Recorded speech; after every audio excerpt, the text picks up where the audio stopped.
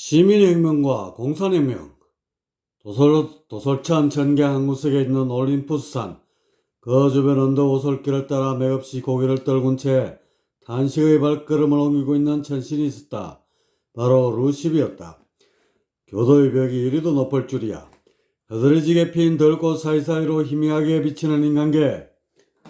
그곳은 실로 천신인 자신의 힘마저 밀어내버리는 그들만의 철옹성이었다.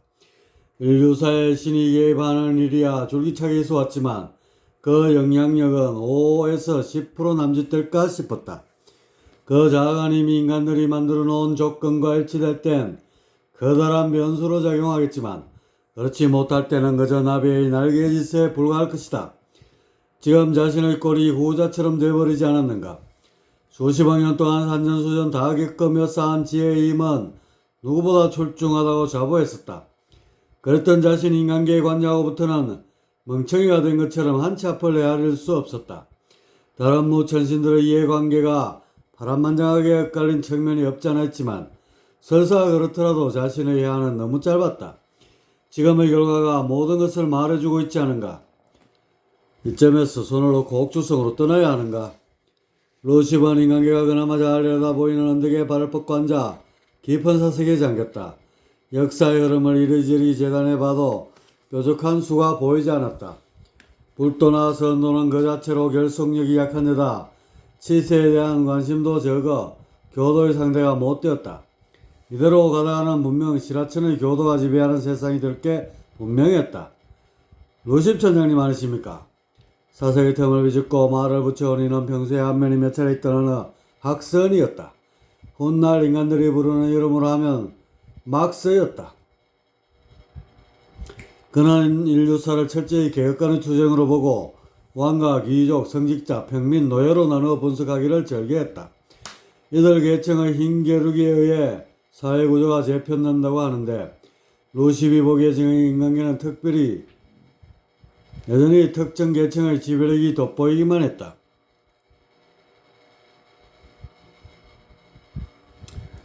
막스 학생이 아니십니까? 산책 중이신가 봅니다. 산책 겸 인간계의 실태를 좀 둘러보고 있었습니다. 막스는 언덕 아래를 유심히 살피며 야릇한 표정을 지어 보였다. 아무리 들여다봐도 교도의 번성밖에 더 보이겠습니까? 인간계를 보면 참으로 요지경인 속입니다. 어디로 튈지 전혀 가늠을 할 수가 없으니 말입니다. 루시브는 자주 섞인 웃음을 내비쳤다. 이런 거의 심중을 읽었는지 막스가 정색을 하고 말을 받았다. 루십 천장님, 지금과 같은 식으로 종교를 공격해선 오히려 세포 분열만 가중시킬 뿐입니다. 쪼개면 쪼갤수록 더욱 활발히 분열하는 것이 교도의 특징이지요. 동감합니다. 저도 몇 번의 시행착오를 거듭했어야 그 점을 뼈저리게 알게 되었지요. 칼을 아무리 휘둘러도 먹히질 않으니 교도의 번식력은 참으로 대단한 것 같습니다. 여기까지가 저희 한계인 듯합니다. 평소 같으면 이런 내색을 할 루시비 아니지만 최근 들어서는 뻥 뚫린 가슴 때문인지 속내가 쉽게 드러나곤 했다. 파종할 때와 수확할 때가 따로 있는 법이지요. 천장님께서는 씨 뿌릴 때 열매를 따르였으니 그리 된 것입니다. 막스는 루시브의 실패에 대해 뭘 좀 안다는 투로 말했다. 그러자 루시브의 귀가 번쩍 뜨였다. 인간계에 대한 연구나 식견에 있어서는 자신이 막스에 한참 못 미치는 것이 사실이었다. 그는 인류의 문명사 연구가 전공이 아니던가. 막스 학생님, 지나간 과거를 말해 뭐하겠습니까? 앞으로가 보이지 않으니 말입니다. 앞이 보이지 않다니요. 이제부터 수학할 때니 신경을 바짝 써야 하지 않겠습니까? 그게 무슨 여러 행성의 역사가 그랬듯이 이제 여기도 시민혁명이 일어날 것입니다. 그렇게 되면 새로운 기회가 찾아오겠지요. 시민혁명이라면 최근 들어 프랑스가 극도로 위험한 상태입니다. 부르주아 계층은 뛰어난 능력에도 불구하고 신문제에 묶여 더 이상 위로 오를 수 없는 형편에 처했습니다. 바로 귀족 계급의 장벽에 막힌 것이지요. 그 똑똑한 신흥 세력들이 이 점을 결코 좌시하지 않을 겁니다. 적절한 기회가 주어진다면 판세를 뒤집어 엎으려 하겠지요. 그런 징후는 간헐적으로 보였지만 사회구조상 결정적 한방을 얻기가 어렵지 않겠습니까? 루시번 막스에게 뭔가 대단한 이야기라도 들을 줄 알았는데 별게 아니었다. 어수선한 사회를 보면 누구나 한두 마디씩 던지는 말이 아니던가. 그 한 명이 좀 어렵긴 합니다만 뭔가 변화가 오면 터질 듯도 합니다. 막스는 그 나름대로 연구한 바가 있는지 눈을 개슴츠레 뜨면서 말했다. 이때였다. 먼 발치에서 한 전신이 뒷짐을 지고 언덕을 따라 오르는데 그 주변으로 학생들이 모여드는 것이었다. 막스 학생님, 저자가 누구에게 저리도 거드름을 피우며 걷는 것이고 또 학생들은 왜 저토록 호들갑인 것입니까? 궁금함을 찾아줬던 루시비 먼저 의문을 던졌다. 글쎄요, 행세로 보아 육신을 벗은 지 얼마 되지 않은 것 같습니다. 그리고 학생들로부터 꽤 많은 관심을 받는 것으로 보아 인간적 적에 커다란 업적을 남긴 게 틀림없겠고요. 루시번 기억을 더듬으며 혼자 말로 중얼거렸다. 가만히 있자. 요즘 누가 있었지? 거드름을 피우던 전신은 어느새 루시비 있는 언덕에서 100여 미터쯤 떨어진 곳까지 올라왔다. 그런 동안 학생들이 더욱 많아져 거의 주변을 에워쌀 정도가 됐다. 대단한 업적을 이루셨습니다. 정말 수고 많으셨습니다. 그러게 말입니다. 인류 역사상 가장 위대한 인물로 길이 남게 되겠습니다. 그려 세인들은 석가나 예수, 공자 같은 인물들을 높이 치지만 저희들 입장에선 학생님을 능가할 뿐 없을 것입니다. 주변의 칭찬 일색조로 흘러가자 막 유네에서 돌아온 천신은 멋쩍었는지 손사래를 쳤다. 칭찬이 과하십니다. 그저 과학의 토대를 세웠을 뿐인걸요. 겸손의 말씀입니다. 문명을 송두리째 뒤집어 놓은 것이나 마찬가지인 것을요. 천지개벽이 켜다해도 이보다 더 클 수는 없을 것입니다. 그렇습니다. 과학이 서지 않고 어찌 문명의 완성을 기할 수 있겠습니까? 과거의 아버지 소리를 듣게 됐으니 이는 인류 문명의 대부가 된 것이나 매한가지입니다. 몇몇 학생들이 또다시 칭찬 세례를 놓자 이에 동조하는 분위기가 더욱 거세게 일었다. 이런 상황을 먼 발치에서 지켜보던 루시번 의욕을 참을 수가 없었다. 막스 학생님은 저자에 대해 짚이는 바가 없습니까? 루시번 학생들과 가끔씩 교류는 했지만 전적으로 이들 무리에 속해 움직인 건 아니었다. 그렇게 아무리 생각해도 저자의 정체에 대해 짐작되는 바가 없었다. 과학의 토대를 세웠다는 얘기로 보아 뉴턴인가 봅니다. 아, 뉴턴이요? 1687년쯤인가 자연철학의 수학적 원리라는 책으로 크게 화제가 됐던 인물이 아닙니까? 하지만 그런 정도를 가지고 학생들이 저리도 떠들썩하게 나오는 건 좀 이해가 가질 않네요. 루시번 세계사의 흐름을 가끔씩 내려다보고 있었기에 금세 뉴턴에 대해 떠올릴 수 있었다. 그 책으로 인해 이론 물리학의 토대가 생겨났으니 과거의 아버지 소리를 들을 만도 하지요. 그런데 그의 더 큰 업적은 미적분을 창시했다는 데 있습니다. 미적분이요? 그렇습니다. 미적분을 통해 평면에서 가상으로 다루던 수학을 3차원 입체 속에서 동적으로 다룰 수 있게 되었지요. 수학을 현실 세계로 끌어왔으니 이보다 더 큰 업적은 과학사에 나오기 어려울 것입니다. 막스가 마치 뉴턴의 대변이라도 되듯 그 업적에 대해 늘어놓고 있는데 학생들 사이에서 느닷없이 나타나 그를 질타하는 자가 있었다. 뉴턴, 남의 업적을 도둑질한 자가 어찌 얼굴을 빳빳이 들고 이것을 오는가? 이렇게 외치며 학생들을 밀치고 등장한 이는 다름 아닌 라이프니츠였다. 그는 미적분에 대해 먼저 논문을 써서 세상에 발표한 장본인이기도 했다. 그러자 한껏 개선장군처럼 들떠있던 뉴턴은 안색이 순식간에 돌변했다. 노기를 띠며 그 입은 거칠게 움직였다. 도둑질이라니 그 무슨 망발인가. 논문으로 발표는 하지 않았지만 내가 먼저 미적분을 정립했다는 사실을 세상이 다 알고 있거늘 이곳에 와서도 또 그 얘기인가? 자네가 영국왕실의 보호를 받지 않았다면 재판에서 결국 나의 손을 들어줬을 것이네. 이 친구 청계에 와서도 아직도 헛소리구만. 그런 정신상태로 어찌 이곳에 올랐는지 참으로 연구 대상이로세. 허허. 뉴턴은 크게 한바탕 웃는 것으로 라이프니츠의 도발을 눌렀다. 이후 몇 차례 더 언성이 오갔지만 여전히 뉴턴의 우세는 이어졌다. 루시번이 이런 모습을 지켜보면서 왜 저토록 미적분에 집착을 보이는지 10분 이해가 갔다. 언어의 행성을 막론하고 수학을 현실놀이로 끄집어내는 자의 공을 제일로 치고 있기 때문이다. 뉴턴, 그는 세인이 어찌 평가하든 석가, 예수, 공자, 마호메트 같은 희대의 성자를 외치고 인류 문명에 최고의 공헌을 한 셈이었다. 로식과 막스는 얼마 동안 뉴턴의 귀환을 지켜보고는 헤어졌다. 사실 나중에 한 사실이지만 뉴턴은 일반적인 학생과는 달리 전생에 제법 이름을 날린 법성이었다고 한다. 진묵이라는 이름으로 알려져 있는 그는 입적한 뒤 10년도 채 되지 않아 뉴턴으로 환생했던 것이다. 수십 년이 지난 어느 날이었다. 막스의 예측은 현실이 되었다. 프랑스는 미국의 독립전쟁에 천문학적인 돈을 쏟아부었다. 앙숙이던 영국의 한파를 끊어내는 호기를 프랑스가 놓칠 리 없었고 그 덕분에 미국은 영국으로부터 독립을 쟁취할 수 있었다. 하지만 전쟁의 피해는 고스란히 프랑스의 목으로 떨어졌다. 재정이 파탄나면서 각종 은행이나 회사들이 줄도산을 피할 수 없었고 이것은 국민들의 생활을 크게 압박하기에 이르렀다. 그들의 불만이 고조되었을 때 기다렸다는 듯이 등장한 것이 부르주아 계층이다.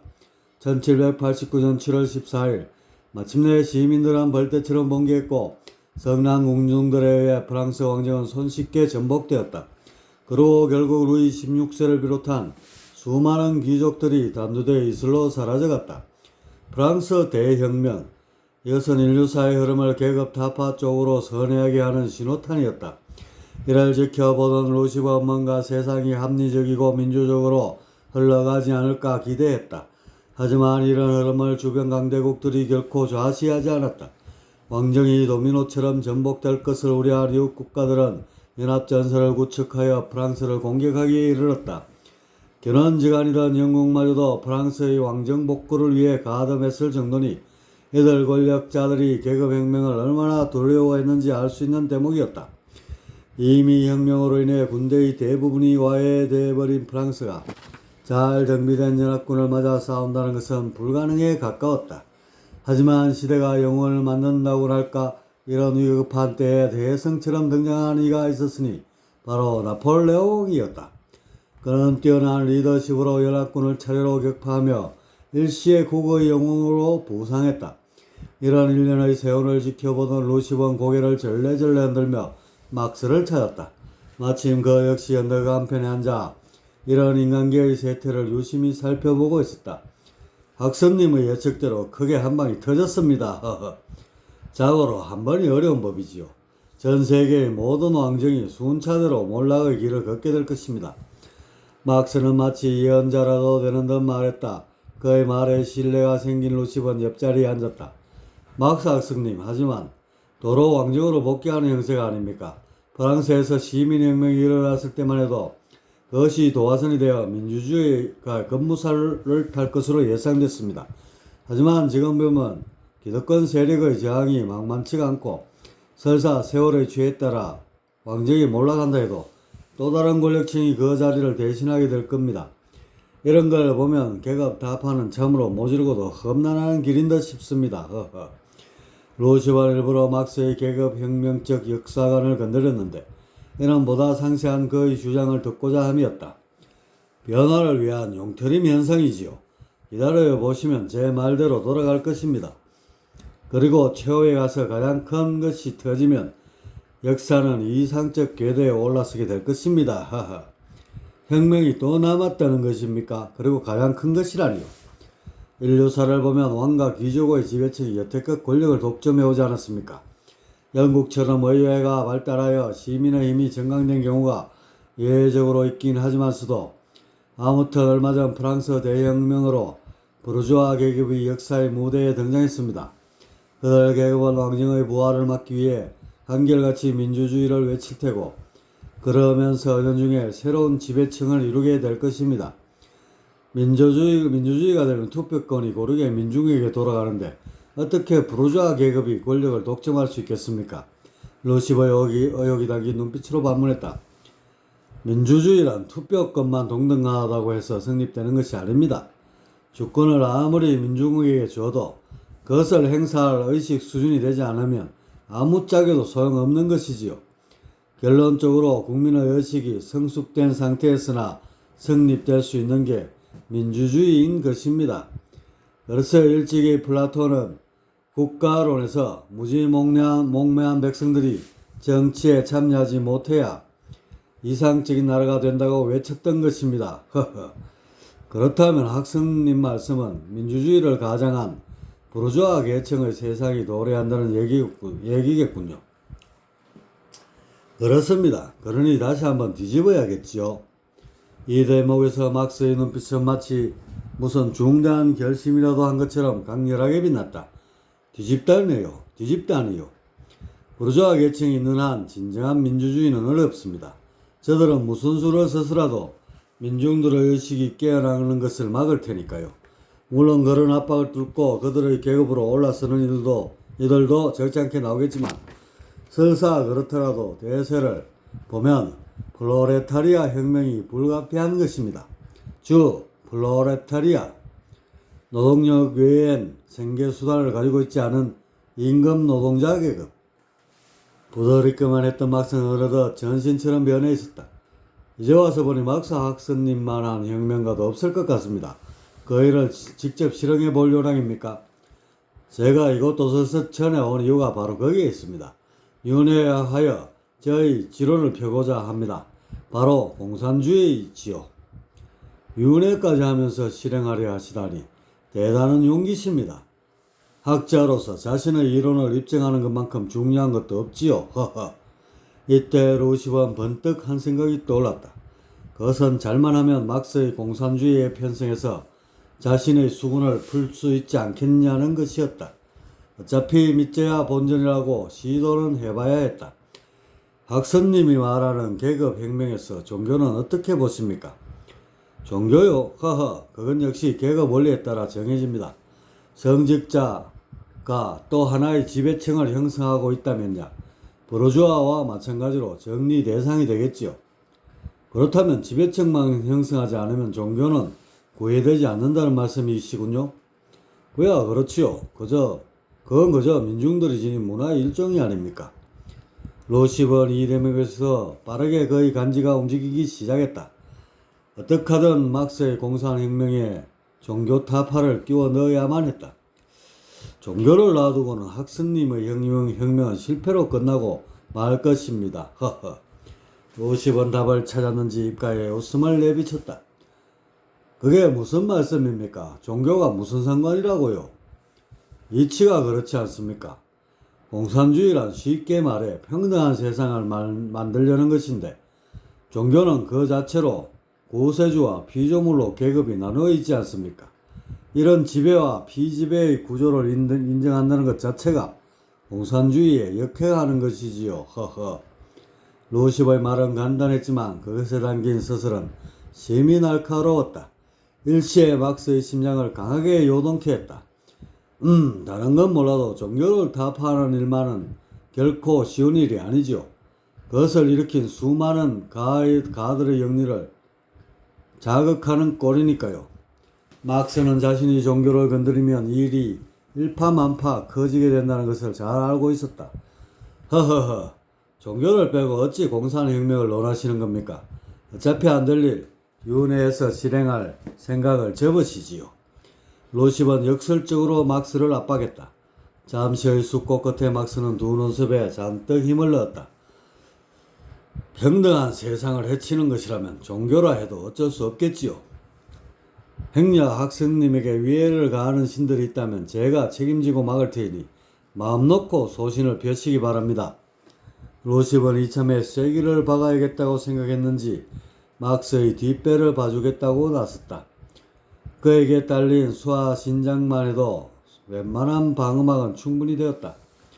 이런 일이 있고 얼마 뒤 1818년에 이르러 막스는 자신의 제자 몇 명과 함께 윤회를 시도했다. 그리고 성장하여서는 자신의 호언대로 공산주의에 대한 이론서를 출간했다. 그것이 다시 엥겔스에 의해 대중화되면서 공산혁명의 씨알은 심어지게 되었다. 이 모든 광경을 지켜보는 루시브에게는 향후 전개될 계급혁명의 역사적 물결이 눈에 들어오지 않았다.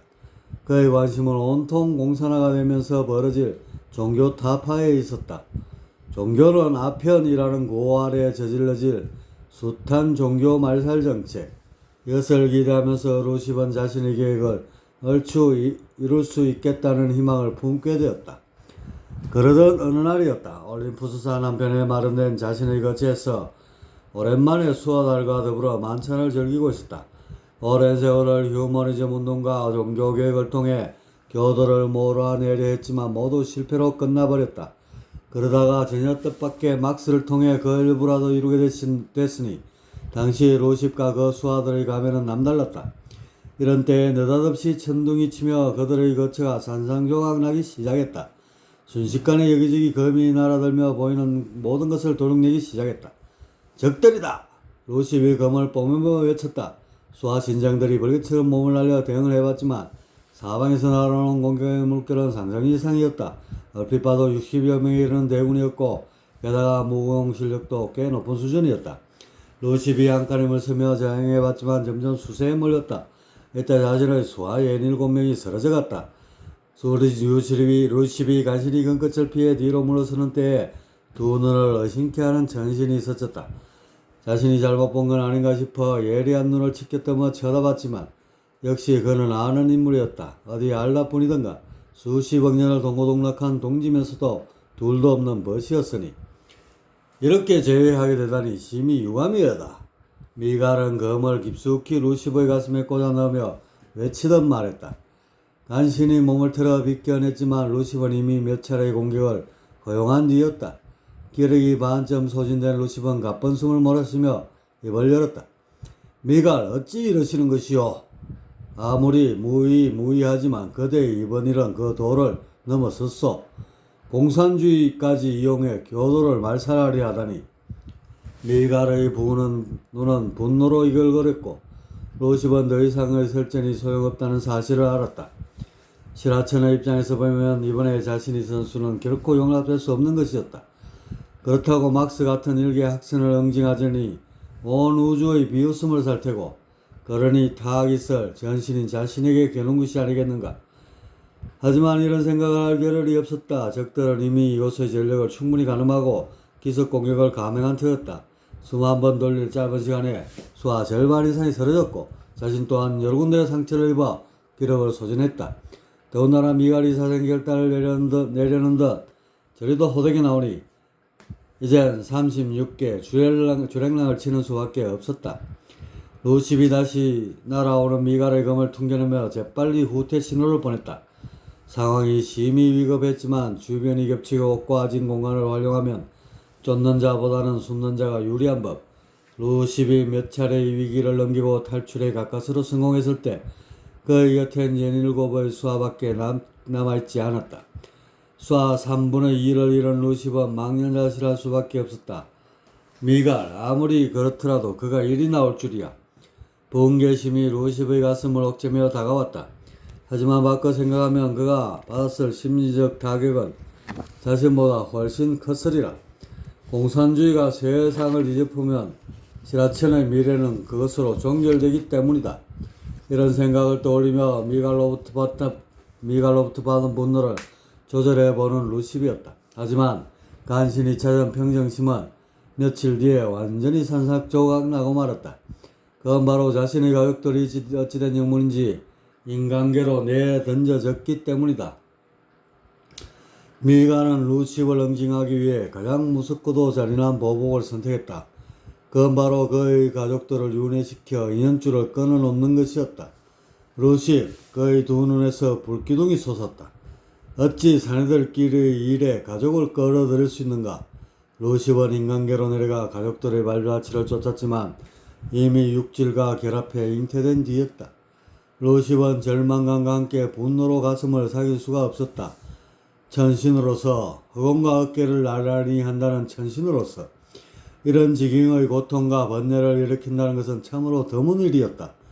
이 같은 심리가 지속된다면 영역이 빠르게 곤두박질 칠 게 뻔했다. 그렇다고 기억을 깡그리 지우자니 이토록 참담한 일을 겪고 그것이 뜻대로 될 리가 없었다. 받은 대로 돌려주기 전에는 결코 번뇌 망상이 떨어지지 않을 것이다. 루십은 복수를 결심하기에 이르렀다. 그는 여러 날에 걸친 숙고 끝에 한 인물을 떠올렸다. 그라면 충분히 교도의 심장에 비수를 꽂아 넣을 수 있을 것 같았다. 간지 루십, 그가 찾은 인물은 장씨였다.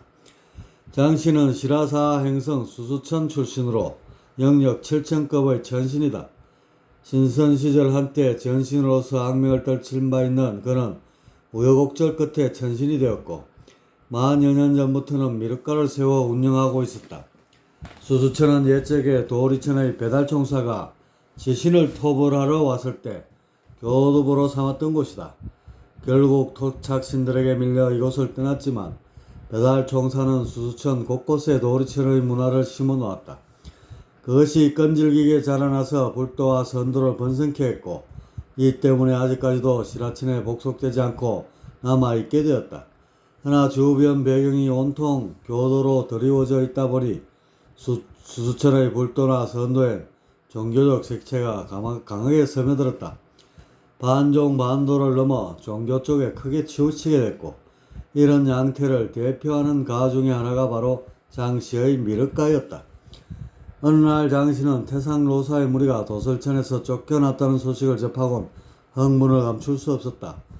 그는 무주공산이 된 도서천이야말로 자신의 꿈을 펼칠 수 있는 천금 같은 기회라 생각했다.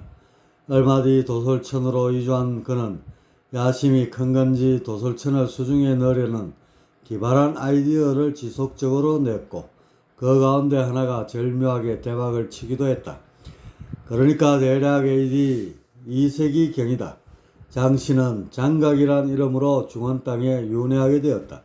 자라면서 도교와 방술에 커다란 관심을 가졌던 그는 무길이 저술한 태평 정령서를 읽고 크게 깨닫는 바가 있었다. 이후 장각은 도교의 민간신앙을 결합하여 태평도를 창시하였다. 장각은 스스로 대혈량사를 자처하며 온갖 주술을 행했고 죄업을 씻고 질병을 치유해 태평세상을 열 것을 전명했다. 당시의 조정은 심히 부패했고 문란한 내정을 틈타 탐과 놀이가 득세했다. 여기에 천재지변까지 수시로 닥치자 민심은 크게 어지러워졌다. 살 길이 막막해진 하층계급은 장각의 태평도에서 숨통을 찾으려 했고 이 때문에 교세가 하루게 다르게 커졌다.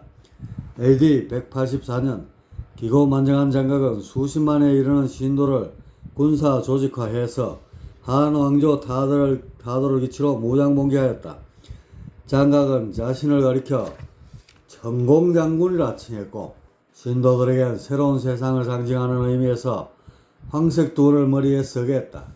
이 때문에 토벌대에게 황건적이라 불리게 됐는데 이들은 굳건한 신앙심으로 인해 사기가 충천했고 관병들이 보이는 족족 물리치며 노도처럼 진군하였다. 장각은 이대로 간다면 황제는 못되어도 지역의 맹주 정도는 충분할 것으로 여겼다.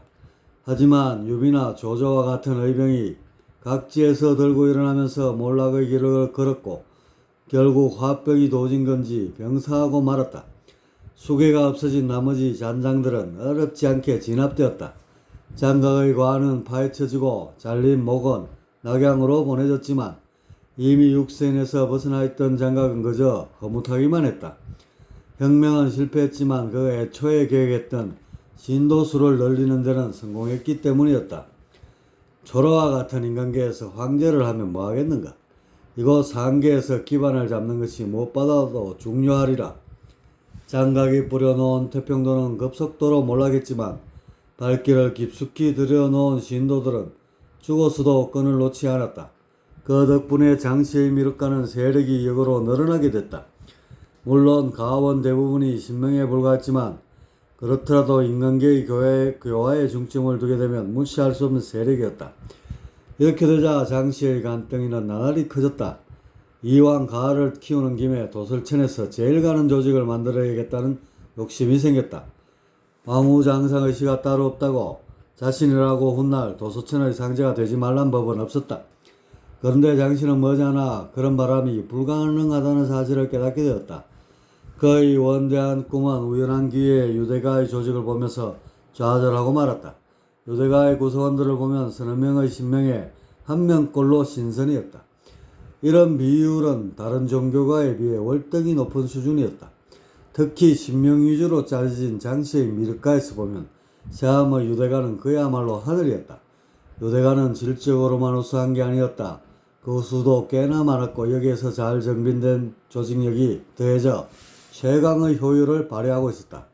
이런 것을 보면 머지않아 인류사에 꽤나 큰 영향력을 발휘할 것처럼 보였다. 이에 비해 자신의 미륵가는 그저 하급 인생들의 한풀이 장소 같았다. 총난욕수, 추풍, 폐지, 난초와 꽃을 피우려 하나 가을바람에 맞아 여지없이 무너진다고. 내가 바로 그 짝이 아닌가. 장씨는 수백 년 동안 끙끙 앓으며 고민했다. 유대가가 있는 한 자신의 계획은 물거품이 되고 말 것이 자명했다. 이런 때에 찾아든 이가 바로 루시비였다. 명성은 익히도록 알고 있습니다. 어서 오시지요. 장씨는 루시비 나타나자 반갑게 맞이했다. 역사적 인물이 예고도 없이 찾아온 것을 보면 뭔가 서로에게 이득이 되는 일이 있지 않을까 싶었다. 거두절미하고 말하겠습니다. 도솔천에서 그저 작달막한 가 하나를 꾸리실 요량인지 아니면 제대로 새를 키워 우뚝 서실 건지 묻고 싶습니다. 루시브는 거추장스러운 인사치레를 생략하고 본론을 바로 꺼내들었다. 허허, 후자가 아니라고 한다면야 거짓말이겠지요. 장씨는 차를 한 잔 가득 따르며 말했다. 그러면서 묘한 눈빛으로 루시브를 응시했다. 이왕 본론을 꺼낸 김에 속내를 남김없이 털어보라는 뜻 같았다. 그렇다면 장벽을 넘어서야겠습니다. 장벽이라면 아시지 않습니까? 유대가 말입니다. 허허, 어찌 제 속내를 그리도 잘 아시는 겁니까? 그들만큼 강력한 조직은 없지요. 게다가 뒷배가 시라천 천궁이니 아직까지는 인간계에서의 세력이 미약하지만 이곳 상계에서의 조직을 보면 그들은 언젠가 반드시 불같이 일어날 것입니다. 장씨 가주님, 세원을 보면 그때가 머지않았습니다. 이제 곧 시온주의가 생겨날 테고 옛적 그들의 땅에 나라를 세우면서 세력이 충천하게 될 것입니다. 루시브는 계속해서 장씨의 고민을 들춰냈다. 그에게 강한 자극을 줘서 뭔가 중대한 결심을 이끌어내려 함이었다. 루시브 천장님, 그만 돌려 말하시고 의중을 보이시지요. 제게 뭘 원하는 겁니까? 제게 이득이 된다면 못 들어줄 일도 없을 것입니다. 장씨가 정색을 하며 말했다. 그렇다면 말하겠습니다. 유럽 각 나라에 퍼져 있는 유대인들이 세계 도처로 흩어져 두각을 나타내기 전에 인종 청소를 하시면 어떻겠습니까? 그 말씀은 마치 유대인을 말살하라는 뜻처럼 들립니다. 허허. 장씨는 자신이 잘못 들은 건 아닌지 귀를 의심했다. 아무리 루시비 교도의 반기를 들었다고는 하지만 천신으로서 그 같은 악행을 입에 담을 리가 없었다. 입장을 바꿔 상계에서 보면 그리 처참한 일도 아닐 것입니다. 불편하기 짝이 없는 육지를 조금 일찍 벗겨주는 것뿐이지 않습니까? 그러지 않고는 가주님의 미륵가는 변방에서 벗어나기 힘들 겁니다. 허허. 진담이셨군요. 농을 할 자리는 아니지요. 고민은 당기지만 너무 큰일이라서 제가 감당할 수 있을지 모르겠습니다. 허허. 장씨는 찰나에 많은 생각을 떠올렸다. 자신이 봐도 향후 100년 동안 인류는 가장 혼란한 시기를 맞게 될 것이다. 국지전을 넘어 세계대전으로 치달을 기미도 곳곳에 보이고 이런 틈을 타서 유대인을 청소한다면 은근슬쩍 넘어갈 수도 있을성 싶었다. 수천만 명이 죽어 넘어가는 전란 속에 유대인 수백만 명을 끼워 넣으면 될 일인데 계획대로만 된다면 유대교의 부흥에 찬물을 끼얹을 수 있고 그 틈바구니에 자신의 미륵가를 세상에 심어 뒤집기를 해버리면 된다. 제자들을 인간계로 대거 내려보내 구세주 신앙의 신흥종교를 지구 도처에 쫙 깔아버리면 충분하지 않겠는가. 지금 실기하면 다시는 기회가 없을 겁니다. 허허. 루시브는 장씨를 충분히 충동질했다고 생각했는지 열과 미소를 띠고는 자리에서 일어났다. 이젠 그가 알아서 할 일이었다. 어차피 세상은 몇 차례 거대 전쟁을 치를 판이니 그 야욕이 이런 기회를 결코 소홀히 넘기진 않을 것이다. 이렇게 생각하면서도 불안한 점이 있었는지 수하 며칠 장씨 주변에 남겨놓고 무슨 일이든 그를 돕게끔 했다. 루시브는 떠났지만 한번 요동친 장씨의 가슴은 진정되지 않았다. 그는 몇십 년을 장구한 끝에 또다시 인간행을 결심했다. 1889년 드디어 적당한 장소를 물색하여 육신을 입게 되니 그의 이름은 아돌프 히틀러였다. 히틀러라는 육지를 잇게 된 장씨는 뭔가 주소를 잘못 찾았는지 불하고 별 볼 일 없는 삶의 연속이었다. 가난한 화가 지망생인 그는 미술학교에 여러 차례 지원했지만 모두 낙제하고 말았다. 그림 엽서를 그려주며 건건히 살아가던 그에게 전기가 찾아왔다. 전기가 찾아왔다. 그것은 1차 세계대전이었다. 허약한 체질로 인해 징병등의 상에서 제외됐지만 애국심에 불타던 히틀러는 자청하여 사병으로 참여했다. 그는 전쟁 중 수없이 많은 죽을 고비를 넘겼는데 한 번은 부상을 당해 어느 영국 병사의 총구 앞에 비무장인 채로 놓여있게 되었다. 독일군을 향해 무자비하게 총질을 해대던 영국 병사는 무슨 이유에선지 히틀러를 보자 방아쇠에서 손가락을 떼고 말았다. 9.41생으로 살아난 히틀러는 이때부터 잠재된 역량이 한껏 뻗치기 시작했다. 그는 어디서 익혔는지 탁월한 언변을 구사하며 대중연설가로 변신하더니만 유대인 청소를 들먹이기 시작했다. 제1차 세계대전에서의 패배와 경제의 몰락을 유대인 탓으로 돌리며 독일 국민들의 마음을 훔쳐나갔고 기어이 나치당을 세워 총수화되었다. 그는 놀랍게도 미륵불을 뜻하는 표식을 나치당의 상징으로 삼았다.